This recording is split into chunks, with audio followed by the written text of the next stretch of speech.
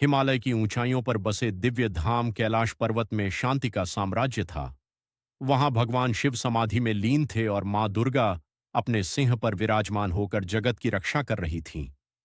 एक दिन देवताओं और धरती के लोगों की पुकार मां तक पहुंची। हे मां, पृथ्वी पर दुख, कष्ट और अंधकार बढ़ रहा है। हमें आपकी आवश्यकता है। मां दुर्गा ने अपनी आंखें खोलीं। उनके चेहरे पर करुणा और शक्ति दोनों झलक रहे थे। उन्होंने अपने शेर को संकेत दिया, समय आ गया है, हमें अपने भक्तों के पास जाना होगा। जैसे ही नवरात्रि का पहला दिन आया, आसमान में अद्भुत प्रकाश फैल गया। बादलों के बीच से मां दुर्गा अपने सिंह पर सवार होकर पृथ्वी की ओर उतरने लगीं। उनके आगमन से हवा में सुगंध फैल गई, घंटियों की ध्वनि गूंजने लगी और हर दिशा में जय माता दी का जयकारा सुनाई देने लगा। धरती पर एक छोटी सी लड़की जिसका नाम राधा था, अपने घर के आंगन में दीपक जला रही थी। उसने आसमान की ओर देखा और चमकते प्रकाश में मां दुर्गा को आते हुए देखा। राधा ने हाथ जोड़कर कहा, मां, क्या आप सच में हमारे पास आई हैं?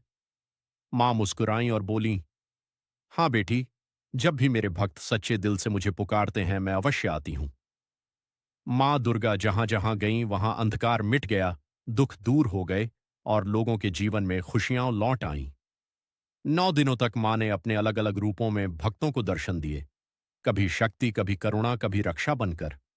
और जब 10वां दिन आया, मां वापस कैलाश पर्वत लौटने लगीं। जाते जाते उन्होंने कहा, मैं हमेशा तुम्हारे साथ हूं, बस विश्वास बनाए रखना।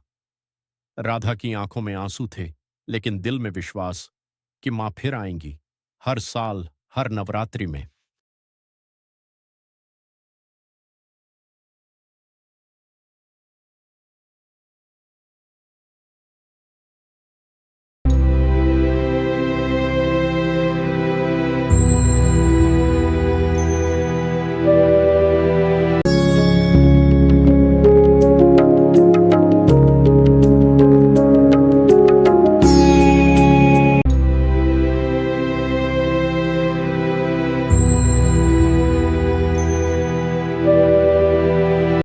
दुम दुर्गाय नमः।